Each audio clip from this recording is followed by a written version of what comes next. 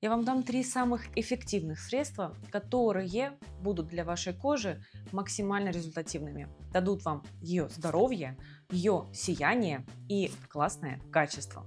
Меня зовут Ченкова Алина, я врач-дерматолог, занимаюсь лечением сложных дерматозов больше 10 лет. Я за здоровье кожи и за доказательную медицину. Начнем с вами с того, что наша кожа – это огромный орган и по площади самый большой. И относимся к нему мы так же, как и к любому другому органу. Это то, что я говорю каждому своему пациенту на приеме, что каждый из органов, сердце, легкие, почки, требуют лечения, если они болеют. Если у нас нет никакого заболевания, то лечения никакого не нужно. Нужно важные базовые правила. Если это почки, пить больше воды, если это сердце, заниматься физической активностью и так далее. Что же по отношению к коже? Что для кожи будет базовым физиологическим уровнем нормы, а что для кожи будет лечением? И здесь очень важно на сегодняшний день разделить два компонента в вашем домашнем уходе. Базовый домашний уход, который поддерживает нормальную функцию вашей кожи, и терапевтический, лечебный, который справляется с определенной задачей – лечить какое-либо заболевание или состояние кожи. И это самое главное, то, что необходимо на сегодняшний день нам с вами выяснить. Что же будет касаться базовых ингредиентов, что будет касаться дополнительных. И почему я начала именно с этого? На сегодняшний день на рынке Home Care Products, на рынке домашнего ухода для кожи существует огромное количество компонентов, ингредиентов, брендов, которые на сегодняшний день маркетингово просто надавливают на каждого из вас, и на меня в том числе. Поверьте уж, я когда захожу в какие-либо большие магазины, там, где представлено огромное количество брендов, красивых баночек, конечно же, я, как и человек, который интересуется и знает все это, все равно попробую, все равно пощупаю. Но понятное дело, что срабатывает все-таки больше во мне доктор, а не женщина, и я не выхожу с огромной тонной баночек, потому что есть больше знаний и критического мышления, которые я сегодня хочу передать и вам. Поэтому моя задача на сегодняшний день дать вам те базовые составляющие, которые нужны для здоровья кожи. Те самые 3 средства, которые помогут вашей коже быть здоровой, и я о них скажу обязательно в конце, в нашем выводе. Поэтому, возвращаясь к нашему с вами уходу за кожей, мы его делим на базовый, который поддерживает нормально функционирующую кожу, и на дополнительный, который решает какую-либо проблему. Что такое базовый уход и что в нем должно быть? Услышьте, пожалуйста, в нем должно быть всего лишь 3 важных ингредиента. Первый ингредиент отвечает на вопрос, как мы кожу будем очищать. Второй ингредиент отвечает на вопрос, чем мы ее после очищения будем увлажнять. И третий, чем мы ее будем защищать от ультрафиолетового излучения. И вот, собственно говоря, 3 важных средства, которые помогают вашу кожу держать в здоровом состоянии. Очищение. Мы подбираем его чаще всего по типу кожи, потому что основная задача очищения, она очень уж предельно проста. Это или убрать остатки косметики, которую мы наносим, или солнцезащитного крема, или того и другого, или же убрать остатки кожного сала, которое на поверхности нашей кожи выработалось в течение дня или в течение ночи. У геля или у средства для очищения, будь то это пенка, будь то это кремовая текстура, нет разбора о том, что это за масляный компонент на поверхности кожи, косметический или тот, который выработала наша кожа в виде кожного сала. Он убирает практически все, поэтому важно гель подбирать по типу кожи, и поэтому важно знать свой тип кожи. Вы его, кстати, можете пройти в моем тесте, я вот здесь ставлю QR-код и ссылку в описании. Тест позволит вам обратить внимание, где же все-таки наши комбинированные участки кожи, где жирные участки кожи, а где участки кожи склонны к сухости. Таким образом вы подберете свой идеальный домашний базовый уход. И очищение будет заниматься подготовкой кожи к дальнейшим этапам нанесения. И у него нет задачи убрать что-то одно конкретное. Там, SPF или ваше кожное сало, он убирает все. И если вы приобретаете гель для комбинированной кожи, а кожа у вас нормального типа, ваш гель начинает очищать сначала средства, которые вы наносите на поверхность, там условно макияж, а дальше начинает очищать липиды, то бишь жиры нашей кожи, которые полезны, которые выполняют функцию барьера. Кстати, о барьере у меня есть несколько выпусков и достаточно большой вебинар, о котором вы можете ознакомиться. Я на этом не буду останавливаться, но используя гель для комбинированной кожи, если у вас тип ее нормальный, вы какой-то период времени столкнетесь с разрушенным барьером. И на сегодняшний день это, конечно же, бич и проблема среди практически 80% моих пациентов. Поэтому обратите, пожалуйста, на это мега важное внимание. И помните, что очищение нужно тогда, когда у нас есть или избыток кожного сала, или когда у нас есть какие-либо средства на поверхности кожи. Следовательно, очищаем мы комбинированную жирную кожу 2 раза в день, а очищаем нормальную сухую кожу 1 раз в день вечером, когда мы смываем все те средства, которые мы с вами нанесли утром, SPF, макияж и так далее. Поэтому с первым базовым ингредиентом мы с вами разобрались. Второе – увлажнение. И тут очень важная проблема, с которой сталкивается большинство пациентов, большинство людей, которые используют домашний уход и боятся, что кремы будут жирнить кожу. Они очищают гелем для комбинированной кожи и ничего на поверхность не наносят.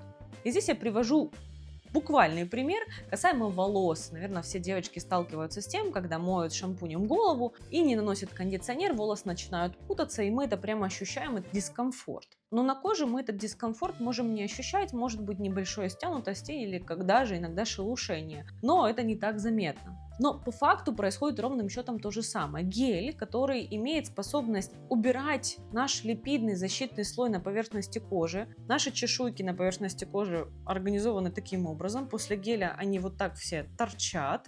И если мы не нанесем на поверхность крем, который обратно закроет и восполнит дефицит липидов, мы получим опять тот самый разрушенный барьер. Поэтому крем, если есть очищение, должен быть всегда. И если у вас рутина вечерняя, вы должны наносить увлажняющий крем. Если у вас рутина и утренняя, и вечерняя, то 2 раза в день после очищения крем должен быть нанесен. Опять же, крем мы подбираем по типу кожи. И здесь, пожалуйста, на сегодняшний день в кремах содержится огромное количество ингредиентов, тоже активных. И каждый сейчас бренд борется за то, что у них должно быть там в составе большое количество ингредиентов, активов, азелаиновой кислоты, салициловой кислоты и так далее. Но не путать базовый крем, который содержит базовые увлажняющие ингредиенты. Здесь также тоже я сделала небольшой список базовых ингредиентов. И крем, который содержит активные ингредиенты. Это уже будет терапевтическая линия, о ней мы поговорим немножко позже. Поэтому наши с вами 2 средства идут рука об руку, дополняя друг друга, очищая кожу и дополнительно потом ее увлажняя на поверхности. И третий, конечно, солнцезащитный крем, что является базовой тоже составляющей в уходе за кожей. Солнцезащитный крем мы наносим в случаях за полчаса до выхода на улицу, если мы видим, что ультрафиолетовый индекс выше 2. В других случаях, если он 0,1, честно скажу, я не рекомендую своим пациентам использовать солнцезащитный крем, если это не является этапом дополнения макияжа, допустим, или если мы не столкнулись с какой-то определенной проблемой кожи, в рамках там пигментации, заболеваний кожи, связанных с повышенной чувствительностью к разным лучам света. Поэтому 3 ингредиента, которые мы подбираем по типу кожи. Если с вашей кожей все хорошо, если у вас нет никаких дерматологических заболеваний, если вы не преследуете косметологическую поддержку в рамках антиэйджинга, то 3 базовых средства в вашем домашнем уходе не более должны быть. Можно, конечно, добавлять маски, серумы, но это все будет дополнительным ингредиентом, и я здесь призываю и докторов, и вас о том, что подбирайте эти средства совместно со специалистом. Потому что на сегодняшний день вот вся эта культура ухода переросла в огромное количество баночек, которые просто не вмещаются на полках, и в разрушенный барьер. В появление огромного количества малосезий, дерматологических заболеваний, которые появились на здоровой коже. потому что мы лечили орган ни от чего. Это как принимать лекарственный препарат от сердца, от тахикардии или от аритмии, при этом, когда с сердцем все нормально. Никто в здравом уме этого делать не будет. Поэтому услышьте, пожалуйста, меня. И вторая группа ухода – это активные ингредиенты. Те, которые работают с кожей в зависимости от ее состояния, от дерматологического заболевания, от задачи работы анти-эйдж. И здесь уже будут содержаться какие-либо активные ингредиенты. Витамин С, пептиды, кислоты, ретинол и сейчас ниацинамид. Группы сейчас все больше и больше набирают популярности, но важно понимать, что это всегда активный компонент. Они могут быть в виде сывороток, они могут быть в виде кремов, они могут быть в виде тонеров дополнительных применений, в виде масок, пэдов и так далее, но это все будет являться дополнительным компонентом в уходе за кожей. И если этот дополнительный компонент решает какую-либо дерматологическую или косметологическую задачу, пожалуйста, пускай он будет назначен специалистом. Я знаю, что на сегодняшний день удержаться очень сложно и не брать тот ретинол, который рекламируют, или не брать крем, который действительно решит проблему с пигментацией, но, как правило, вы получите смежную проблему, которую потом все равно будете лечить с дерматологом уже в более тяжелом и более длительном этапе. Если же все-таки вы хотите пользоваться каким-то ингредиентом, и понятное дело, что все равно вы это будете делать, я это знаю, то тогда призываю вас, делайте это не чаще, чем 3 раза в неделю. Если вы хотите профилактировать какие-то черные точки, вам кажется, что ваши поры немного шире или кожа недостаточно блестящая у вас на камере, поэтому берите какой-то активный ингредиент, который подходит под ваше состояние кожи, или он назначен дерматологом, или вы сами выбрали, начинайте с минимальных концентраций и пользуйтесь минимальными концентрациями, и пользуйтесь 3 раза в неделю. Объясню почему. На очень элементарном примере.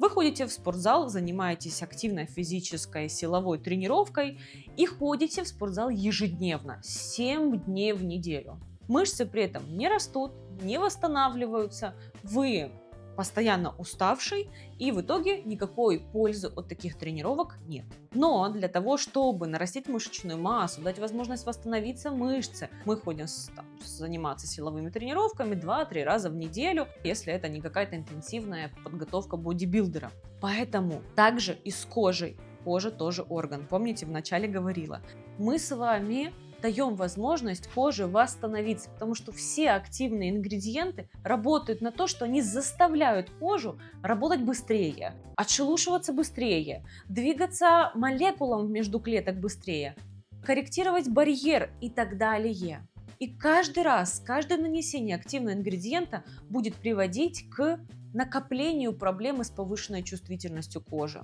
Поэтому 3 раза в неделю может быть какой-то один компонент. И второе важное правило, если все-таки вы пойдете путем выбора самостоятельного, а не со специалистом, то 1 рутина, 1 актив. То бишь вы выбрали 3 раза в неделю, понедельник, среда, пятница, вы будете наносить условно ретинол. И вам захотелось почему-то витамин С дополнительно. Но тогда эти компоненты не должны между собой пересекаться. Тогда ретинол в понедельник, витамин С среда, и следующий ретинол будет пятница. То есть это такая задача положена для кожи, для того, чтобы она восстанавливалась раз, для того, чтобы ингредиент активный не мешал другому активному ингредиенту 2, ну и, собственно говоря, не создавал проблемы той самой чувствительности. Другой вопрос, если уже активные ингредиенты подбираются специалистом, и он правильно может сочетать не только базовый домашний уход, а и баланс между разрушением и лечением активных ингредиентов и восстановлением барьера с помощью специальных на то отведенных средств. И тогда получается хорошая коллаборация между двумя этими составляющими. Поэтому, возвращаясь к вопросу, к топу 3 самых важных ингредиентов в уходе за кожей, это то, как мы ее будем очищать, то, как мы ее будем увлажнять, и то, как мы будем ее защищать. Это будет влиять на базовую задачу для вашей кожи быть здоровой. Поэтому я желаю всем здорового барьера, здоровой кожи, сияющей кожи, ну и, конечно, критически воспринимать те самые блески, которые мы видим в экранах телефонов.